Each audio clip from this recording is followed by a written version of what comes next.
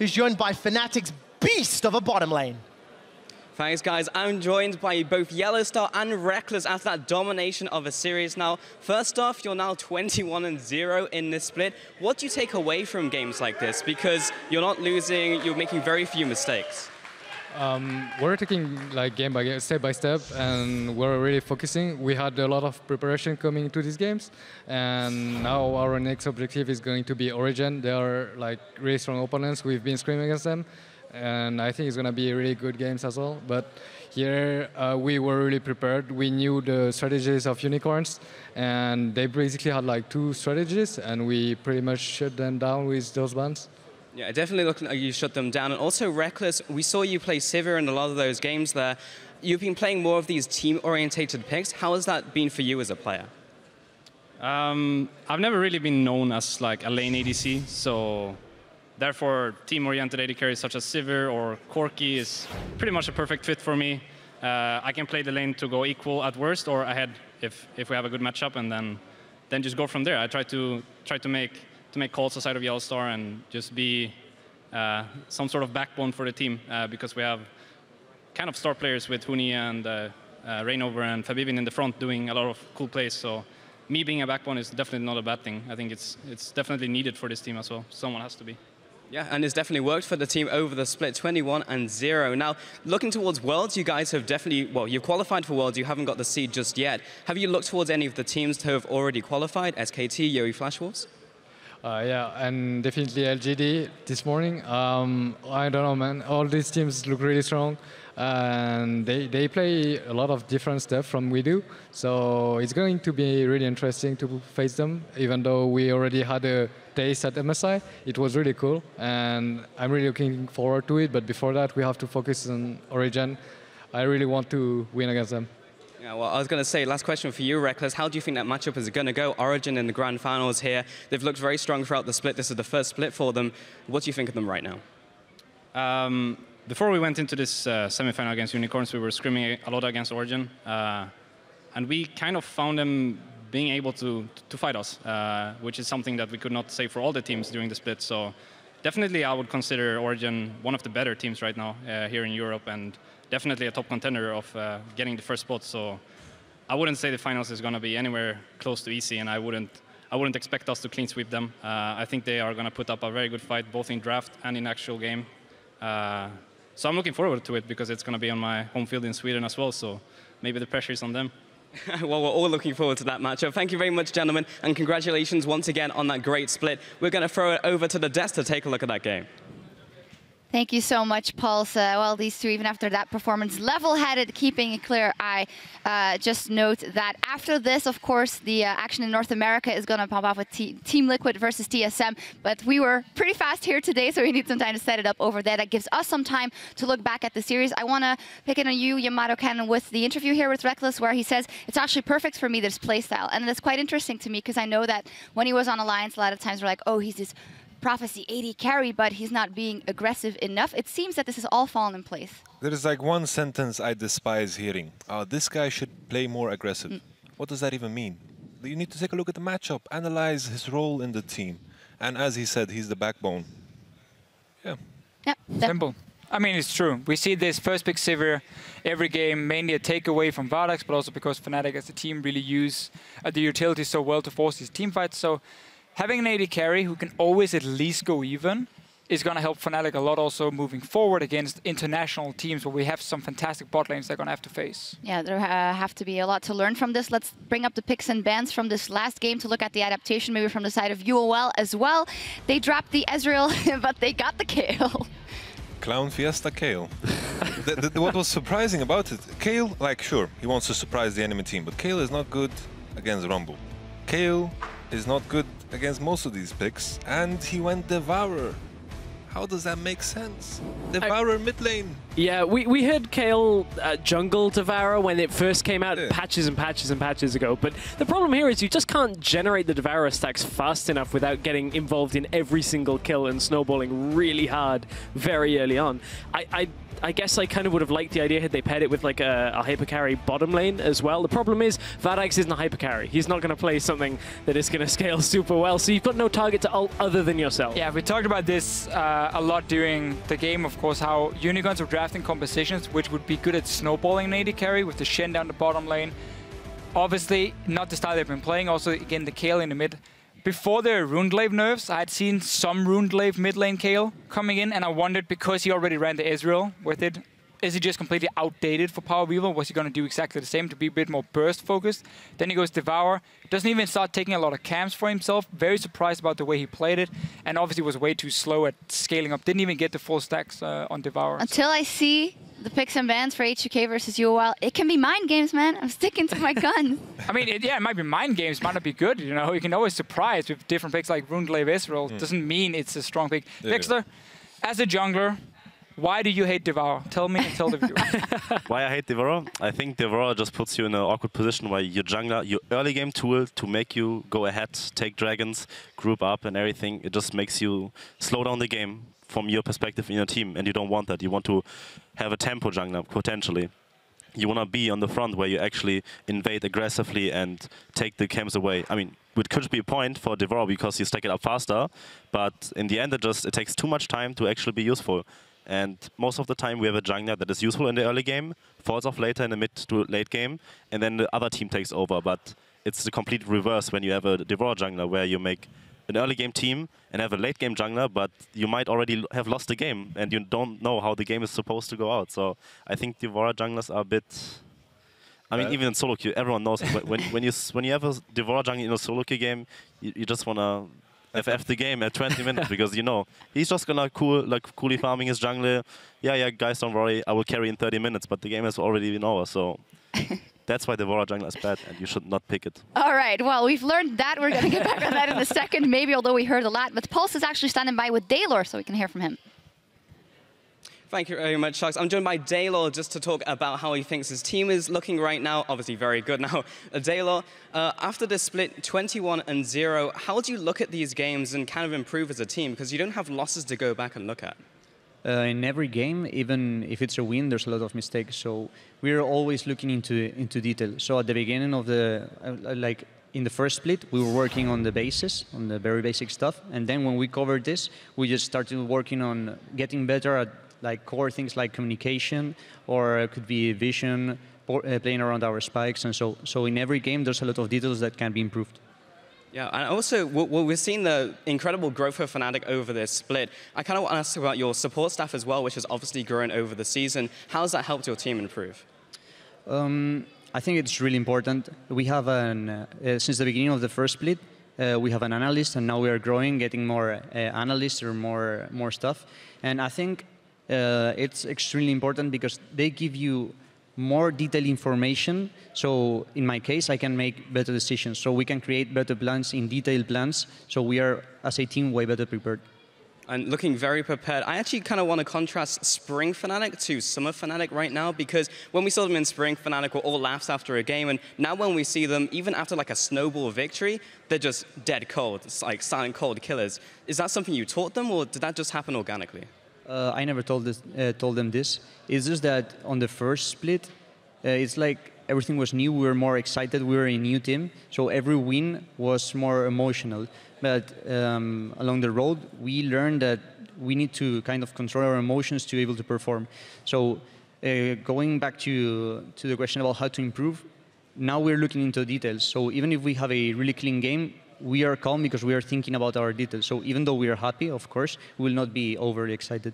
Right, and you've been looking at your game obviously a lot. Are you going to be looking towards your own game or Origin's game as you go into the finals? Who are you going to be focusing more on? For sure, I will look on them, but for sure I will look on us. So there's nothing special. I will prepare like I'm preparing for every other matchup.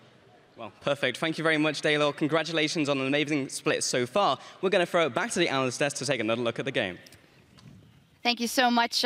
Always like hearing from Deilor. He doesn't do it that often. He prefers to stay out of the limelight, although, we have the swaggy pants in Life of Legends, though. We've seen those a couple of times. Yamato, he is our coach of the split as well. What makes him such a good coach for you? I think even though Fnatic has had this 21-0 record, I think improvement is still visible. That is what is very incredible about what he has done. And I also agree with the fact that the thing is, with emotions, they're very inconsistent. That's why, like, you need to look at League of Legends as its business. You have to be stone cold, no emotions, because they can distract you and kind of get in the way of what you want to accomplish.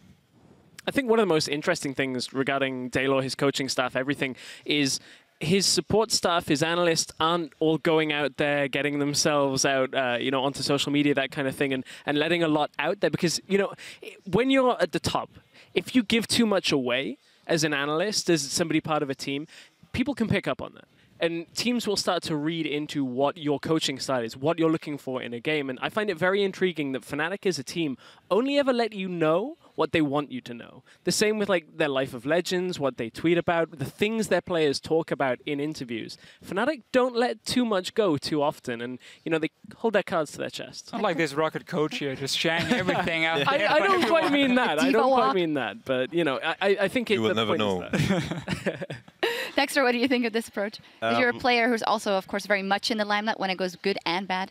I mean, yeah, when it goes good, you definitely don't want to share anything. I mean, back in the days, Season 3, when we were in Lemon Dogs, we never shared anything what we want to practice or what we're going to come up with anyone. We just want to practice our stuff, and then when the time is there, we're going to pull it out. And then we give people time to analyze while we work on the next thing. So we're always going to be a step ahead. But when you're in a bad position, I would say, I think you soak in everything you can. You try to get a different opinion. Like that's why you have an analyst now and a coach that help you out with a different perspective. And I think it's really important to have like proper coaching stuff, because that are like you can only rely on those people, and they are close to your team, and they try to help you. And you can't really take anything. You should take everything with a grain of salt. What you hear from other people too. So I think that's the most important thing to take away from that. And of course, the opinions we see a lot of fans have of teams when they are performing poorly. Luckily for Fnatic, didn't have to worry about any criticism this split. They won every single game. We have still seen some people come out and say, you know, are they really that good? Are they getting overhyped coming into Worlds? Now they're already locked in the spot. But just looking at Fnatic compared to every other team we have here in Europe, they are fantastic. They are, of course, a level above the rest. We have to see what Origin can do in the final. But this team should be able to represent Europe properly at Worlds. Yeah, we'll dive into that a little bit more in a second. On that, though, the Unicorns of Love, of course, in this matchup, not their best matchup, and you talk about how people react on social media to things. UOL has been on the receiving end of a lot of criticism all the time. Not to say it is, in some places, not deserved, but it does mean something if this team still manages to get to the semifinals twice in a row in one final. What does that say about, you know, just the ecosystem of the teams, Rimaru? I think why the team has taken so much criticism, well, not, I don't even know if it's true, but like when I take a look at Unicorns of Love, I feel already from the first split, their philosophy about the game was practicing and improving something that was so inconsistent. Like I prefer solid play. For example, H2K from the start, they promoted solid play and improved their solid play from the start.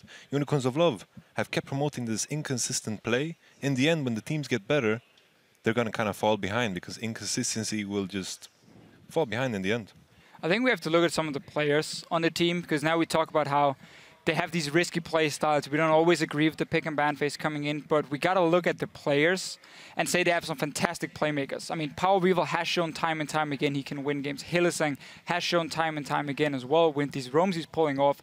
So despite them not always having what we consider an optimal pick and ban phase, they tend to pull it off.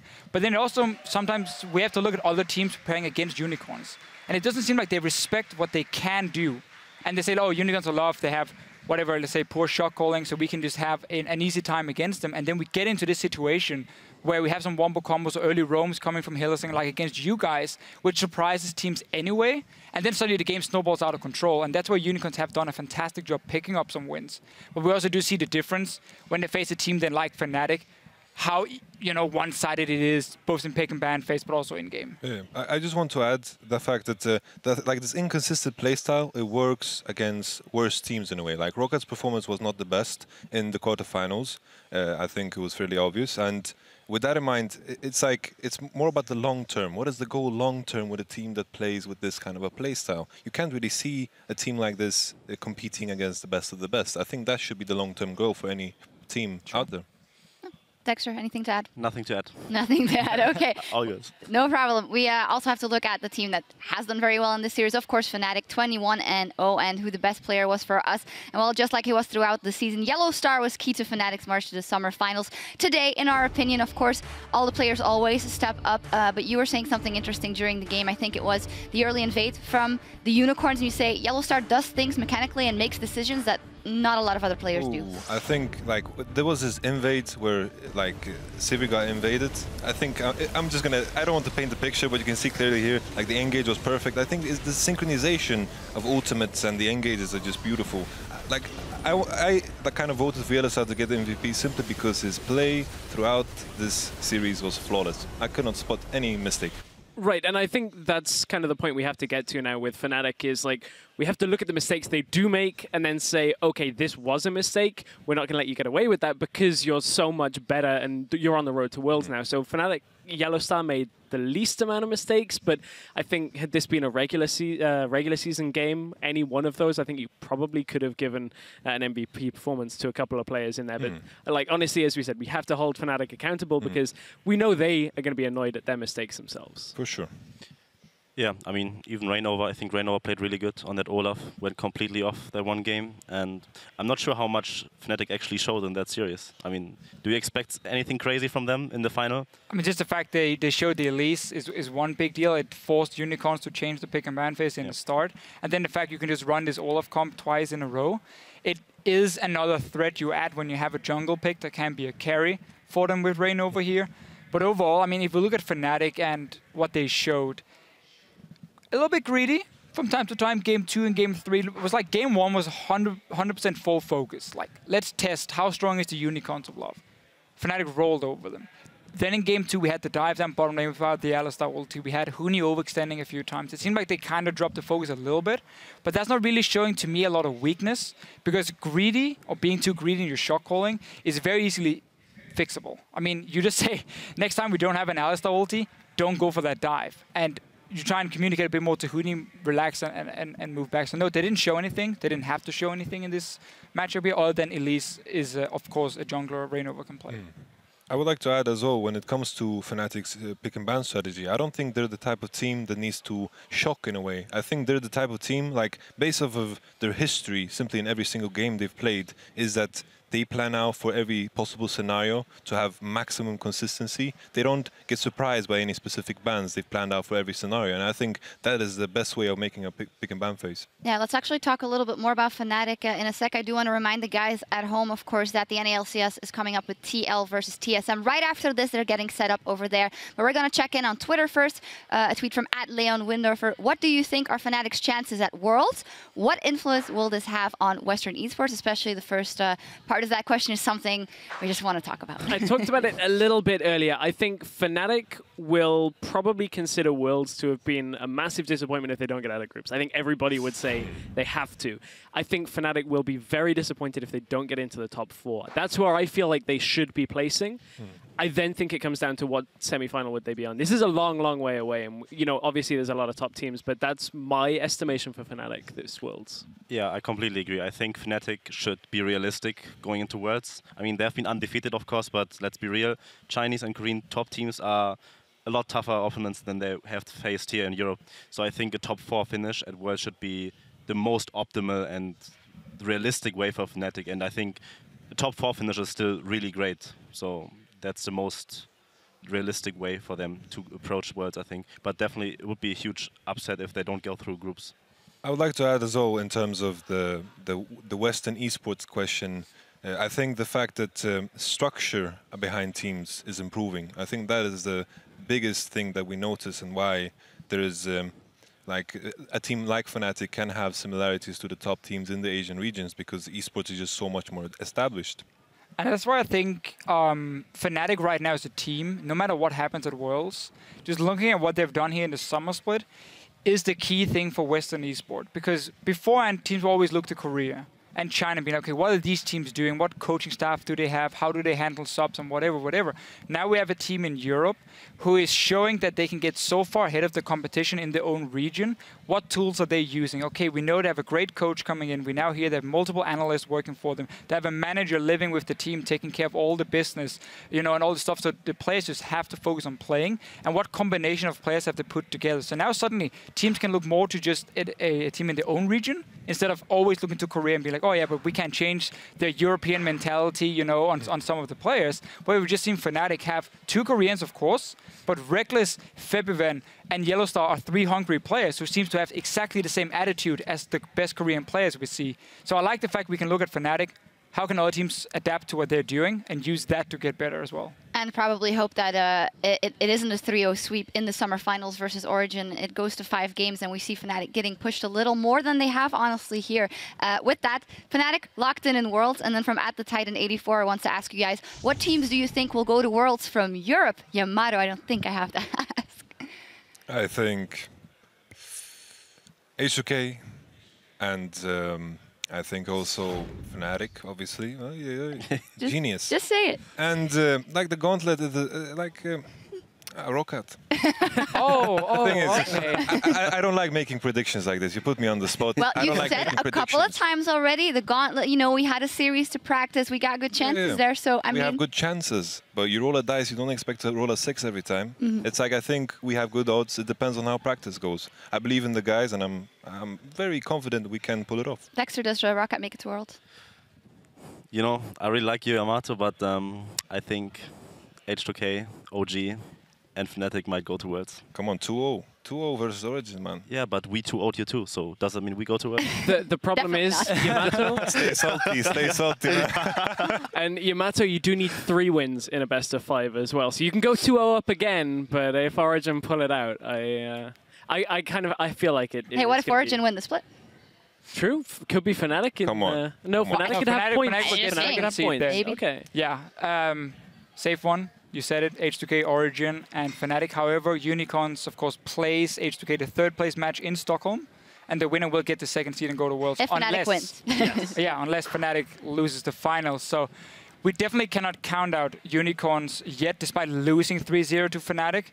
H2K also, honestly, lost pretty heavily against Origin yesterday. So we have 2 teams who have a lot of problems they need to fix in just a week, and then show up and see if they can make it to Worlds. Yeah, we'll see what they make it to Worlds. The thing is, I just want to like talk about the Unicorns of Love H2K thing. It's like, I feel both have sides of issues, obviously, but I feel like the H2K have the talent to supply and to kind of fix these issues, because I feel the biggest issue was the draft and kind of confidence in game. And with that in mind, they have a player on the bench, and I think these players that they have a massive champion pool, like individually. And I feel like learning Kalista in a week, too hard, you know? It's too hard. I cannot believe it. And Fnatic just showed how you can draft against the Unicorns of Love. They picked almost the same every single game. Vardax and Lucian 3 times in a row.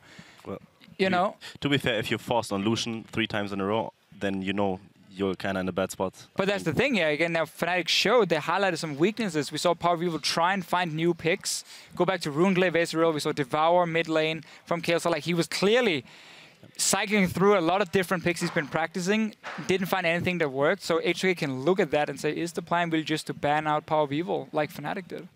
But even with the sub, I think we touched on it yesterday as well, the jungle. I mean, Horo obviously was put in a bad spot here, and he did make something happen in Game 2. At least he got that first blood, he got some things rolling. So that Lulux, Horo, Batongjoke, Horo matchup, how influential will that be?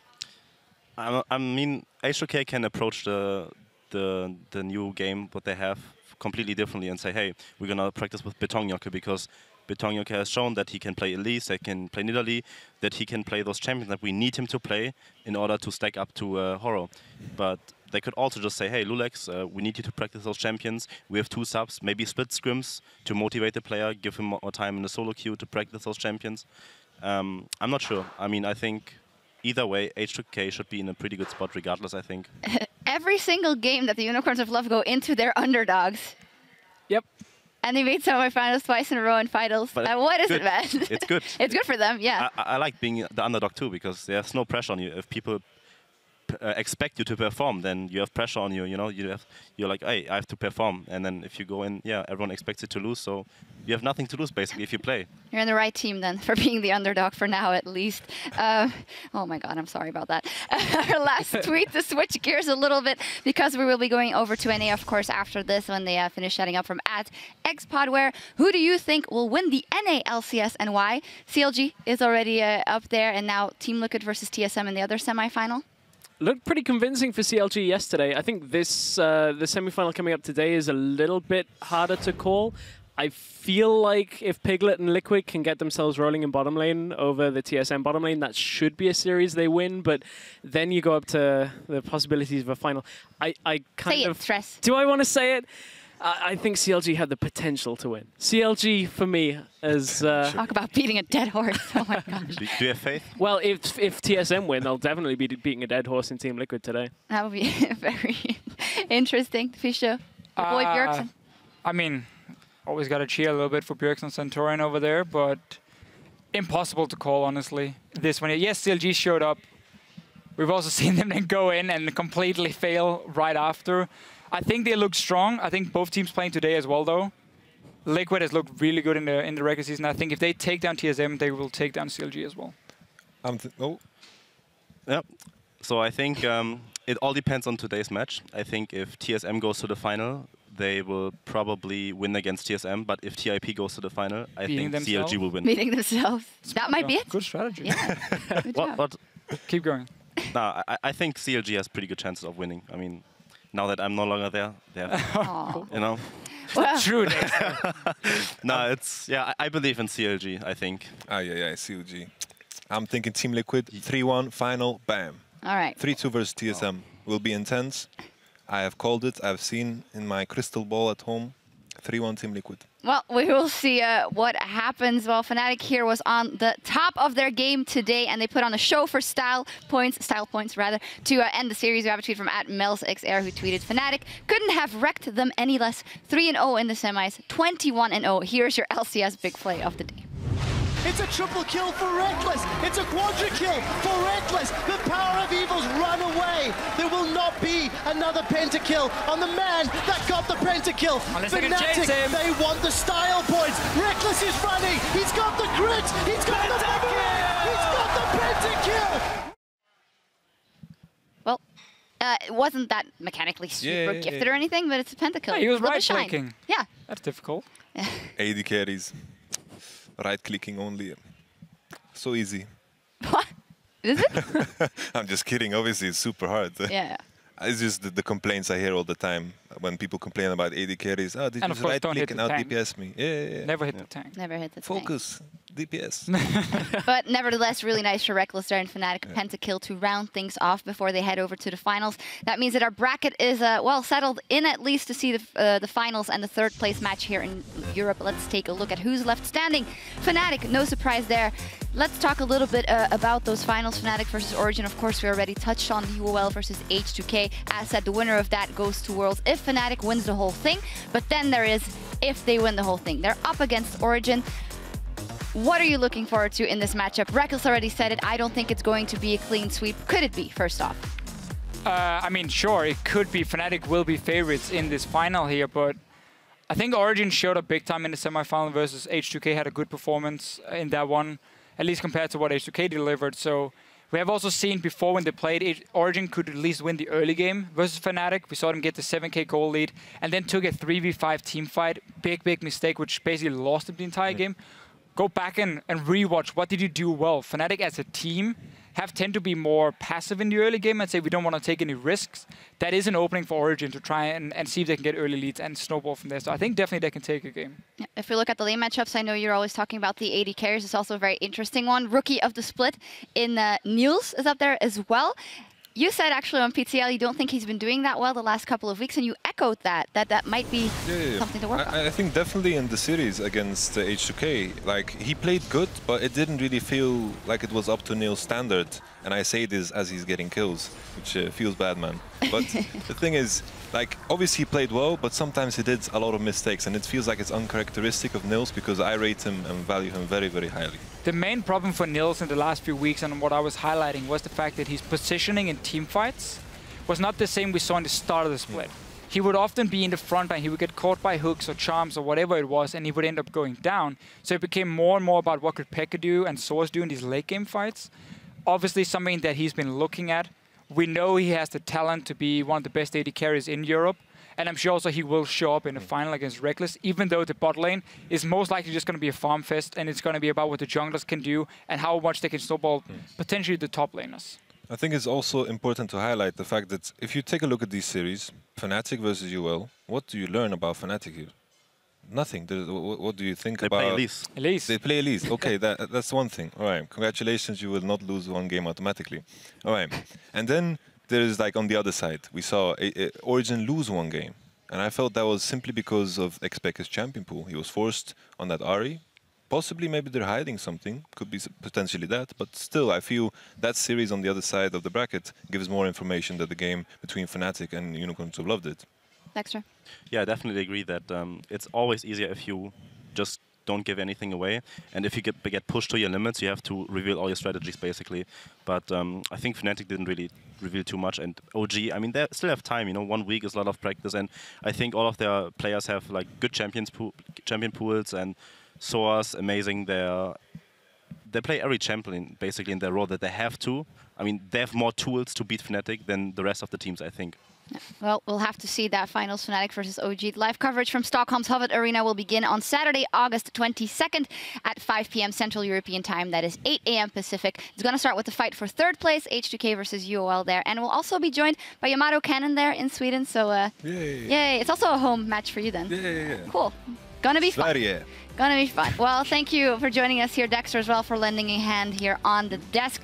Today's playoff battles, they aren't over yet, though it's time for the North American LCS semifinals. So we're going to send it right over to Dash and the desk in Los Angeles, California. Thank you so much, guys, for joining us. And, well, from myself and everyone here, thank you for tuning in. And keep watching, because NA has a lot of action coming up. TSM.